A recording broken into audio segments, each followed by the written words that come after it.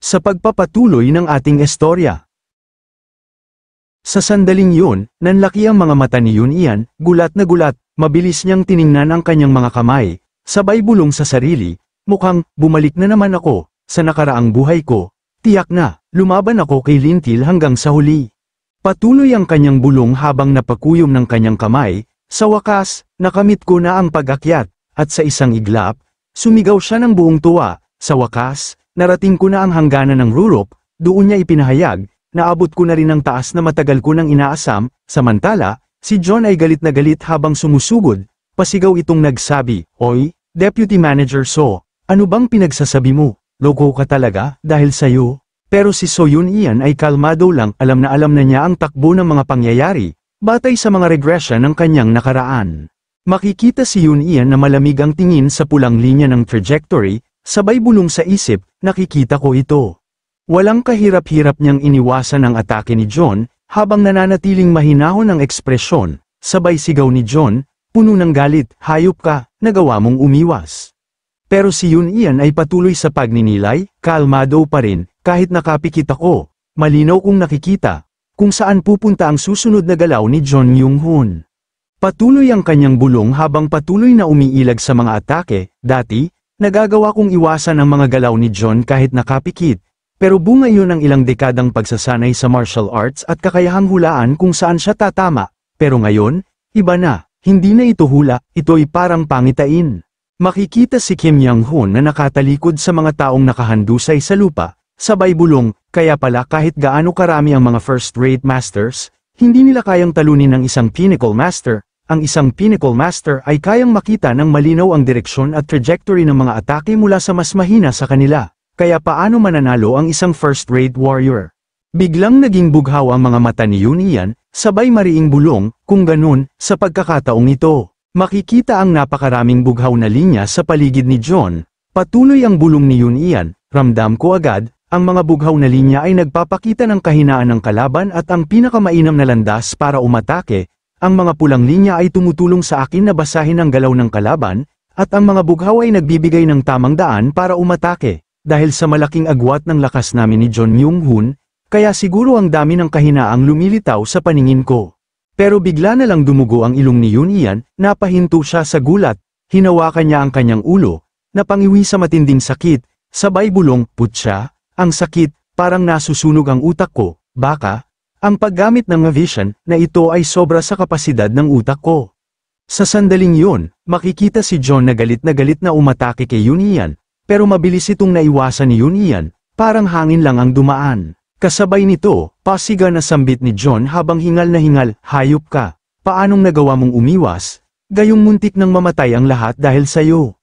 Ngunit hindi nagtagal, mabilis na bumawi si Yun Ian, isang matalim na atake ang pinakawalan niya sa batok ni John. Bumagsak ito sa lupa, nawala ng malay. Nang makita yon, napasigaw si Kim Young-hoon sa pangalan ni John, puno ng pag-aalala. Ang iba pa nilang kasamahan ay tila napako sa kinatatayuan, hindi makagalaw sa gulat. Makikita si Yun Ian na nanginginig habang hawak ang kanyang ulo, tila pinipigilan ang matinding sakit. Lumapit ng bahagya si Director Kim, ang babaeng nakasuot ng berde, at mariing nagtanong, Deputy Manager Yun Hyun, ayos ka lang ba? Pero hindi tumugon si Yun Ian, tumingin lang siya ng walang ekspresyon, hawak pa rin ang kanyang ulo, sa kanyang isip, bumubulong, ginamit ko lang ang vision ng saglit, pero ganito nakasakit, ano kaya ang problema? Makikita ang grupo ni Yun Ian na nakatayo, habang si John ay nakaluhod, nakayuko, dito nagsalita si Yun Ian, matapos kong pakalmeyin ang mga nalilitong kasamahan ko. Dinala ko sila sa isang kuweba, nagsindi ng apoy, inihaw ang ilang prutas para kainin nila, at pinatulog ko sila. Makikita ang mga kasama ni Yun Ian sa loob ng kuweba, mahimbing ang tulog, payapa ang paligid. Samantala, sa labas, ang araw ay tuluyan ng lumubog, tahimik ang paligid, pero bigla, isang sanga ng kahoy ang iwinasiwas, at doon makikita si Yun Ian, seryosong nag-e-ensayo ng kanyang sword techniques gamit lang ang sanga. Sa isang iglap, malinis niyang nahati sa dalawa ang isang dahon gamit ang kanyang kasanayan sa espada, kahit walang chi ang sanga. Mariing bulong niya sa isip, kalmado ang ekspresyon, kahit gamit lang ang mapurol na sanga na walang chi, nahati ko ang dahon sa gitna. Makikita ang nahating dahon, may mga trajectory strands na kulay asul at pula, Patuloy ang bulong ni Yun Ian, ang vision ng Pinnacle Realm ay tila kayang tukuyin ang mga landas ng atake ng kalaban, at kusa ng inaasay ng utak ko kung pula o asul ang mga ito. Gamit ang vision na ito, nababasa ko ang bawat galaw ng kalaban, at natutukoy ko ang pinakamainam na daan para umatake sa kanilang kahinaan. Sa sandaling yun, biglang pumasok sa isip niya ang imahe ni Kim Young-hoon, isang batang wangis, na kalaunan ay naging kanyang master. Bulong ni Yun Ian, kaya pala sa nakaraang buhay ko, tinawag ni Kim Young-hoon ang patuloy kong paggamit ng pinalakas na pandama bilang panggagaya sa Pinnacle Realm. Patuloy ang bulong ni Yun Ian, puno ng determinasyon, layunin kong palakasin ng 5 pandama, upang piliting kalkulahin ang landas ng atake ng kalaban. Makikita ang dulo ng sanga ng kahoy na hawak ni Yun Ian, punong-puno ng asul na trajectory strands. Nang makita ito, napamangha si Yun Ian, bulong niya sa sarili, kamangha-mangha, ito pala ang vision ng Pinnacle Realm. Samantala, sa ilalim ng malamlam na liwanag ng buwan, dahan-daang nahuhulog ang mga dahon sa lupa, tila ba sumasayaw sa hangin. Doon, makikita si Yun Ian, nakatayo ng matatag, seryoso at puno ng determinasyon habang pinakikiramdaman ang bawat paggalaw ng mga dahon. Ipinikit niya ang kanyang mga mata, nag-focus, at sa kanyang isipan, lumitaw ang imahe ng isang grupo ng mga kalaban na umatake sa kanya.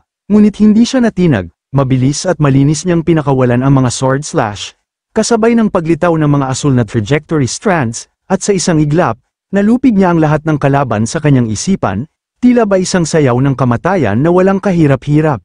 Di nagtagal, unti-unting sumibol ang haring araw sa silangan. Huminga ng malalim si Yun Ian, may ngiti sa kanyang mukha, sabay mariing wika, ako na ngayon, isang Pinnacle Master. Makikita siyang nakatayo ng marangal, puno ng determinasyon, ngunit bigla siyang napahawak sa kanyang ulo, napangiwi sa sakit, sabay bulong, tulad ng inaasahan, parang piniprito ang utak ko. Pero matapos kong matagpuan at kainin ang 8 dilaw na ugat ng kawayan sa paligid, at gamitin ang Dragon Vein Chi method, nagawa kong mapanatili ang vision ng dagdag na 2 oras at kalahati.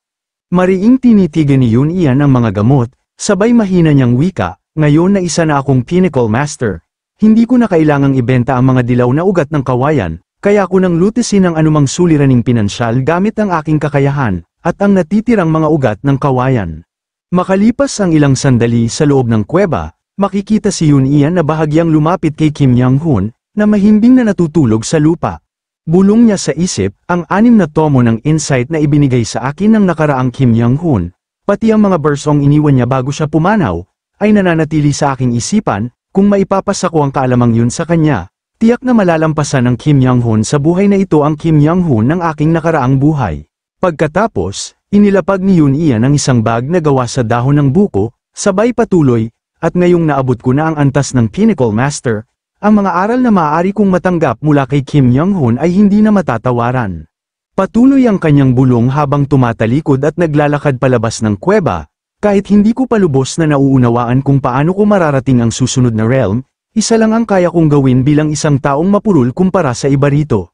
Pagsasanay, walang katapusang pagsasanay, kailangan kong ipagpatuloy ang paggamit ng vision ng isang Pinnacle Master upang masanay ang utak ko mismo. Ang layunin ko sa buhay na ito ay unang malampasan ang sakit na dulot ng paggamit ng vision, at sa huli, ang 3 bulaklak ay magtipon sa tuktok, at sa huling sandali, mariing ipinahayag ni Yun Ian sa kanyang sarili, puno ng determinasyon, mararating ko ang tinatawag na rurok ng lahat ng rurok, ang 3 bulaklak na nagtitipon sa tuktok.